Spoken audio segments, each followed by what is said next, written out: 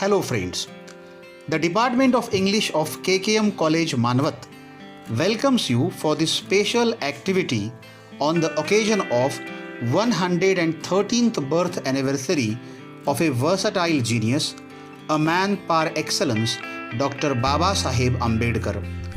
The visionary leader, an extraordinary statesman, Dr. Ambedkar has gifted us with his scholarship through his ahead of time, studious and offbeat analysis on various subjects. The legacy of this great man is found in various books he wrote on the subjects like history, economics, politics, culture, social ideology, and some other. Out of these, a few books are chosen for this activity.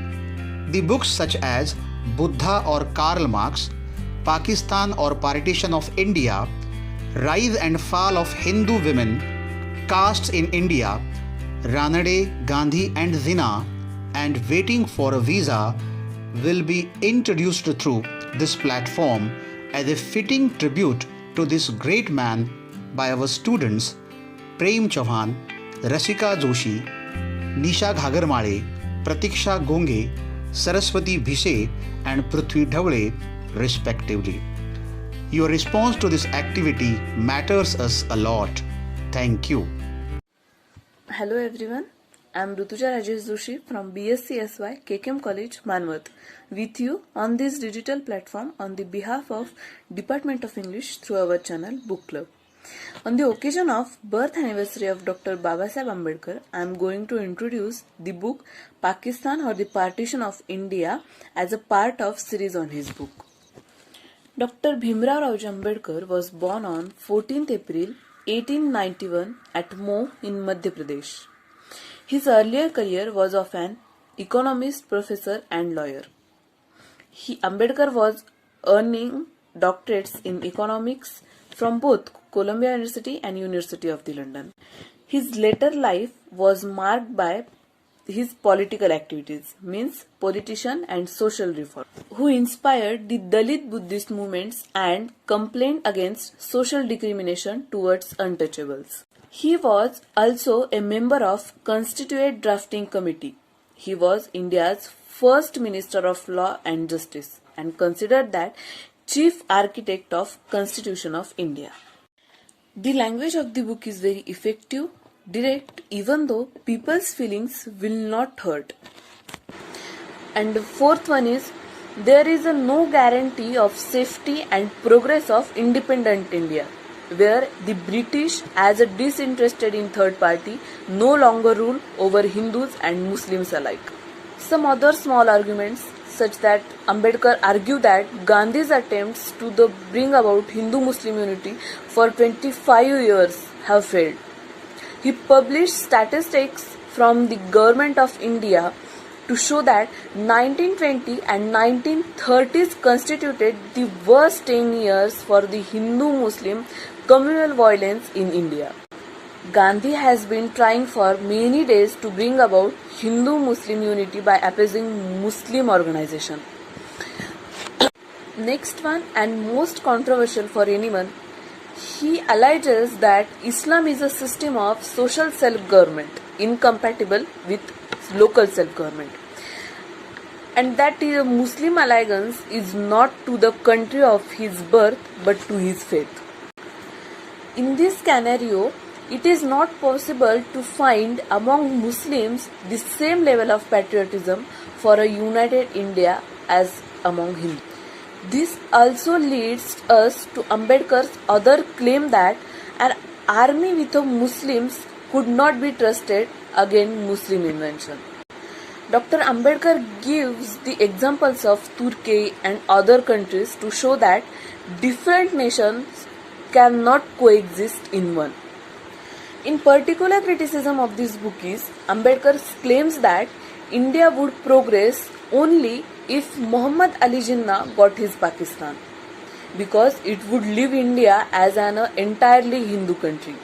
According to 1941 census, Hindus were 66% and Muslims 27% of India's population. And the 1951 census, 10% of Muslims in India's population. They translate to about 34 million Muslims. With 34 million Muslims in 1951 and 172 million in 2011, Ambedkar's hope any partition would lead to mostly Hindu India has not come to fruition. Consequently, communal rights, anti-minority violence, minority appeasements have all continued. Further, it has led to the rise of Hindu rights, which claims rather ridiculously but very effectively that Hindus will soon be in a minority of India and therefore indulges in majority appeasements and encourages anti-Muslim bigotry. Also, I do not think that the religion of the majority in the armed forces would significantly affect their motivation to fight for India. But if it were not Ambedkar's, the Indian left would immediately dismiss this is a horrible bigoted argument. But Ambedkar does not pull punches when it comes to the Hindu rights. His support for partition may seem to stem for this similar fear about Muslim dominance of India as a Hindu right, historic opposite of a partition. This is a paradox. When Ambedkar and the Hindu rights appear to agree about the threat of Muslim dominance of India after Britain departs, Ambedkar finds a solution in partition. The Hindu rights view that Hinduism constitutes a nation and that Islam is a line, is used by Ambedkar to reach the conclusion that partition is necessary. The Hindu rights held the view that a united India would enable Hindus to rise back to dominance and prominence. Ambedkar exposes this view as being both foolish and evil. First, it will prove that impossible to assert Muslim concern is an independent India, and second one is the default solution of the Hindu rights to turn India into a Hindutva dominant, culturally monotheistically entity where the Muslims are effective. One last criticism of this book is necessary, that is, it seems that Ambedkar grossly underestimate the bloodshed that would be caused during the migration of Hindus and Muslims after partition. He also overestimates the capability of New Indian and Pakistani administration to prove that migration is safe and to stop bloodshed. The book certainly argues Dr. Ambedkar's view on partition of India and its social, political and economical consequences. It is must read to understand his visionary inputs in these regards. Thank you.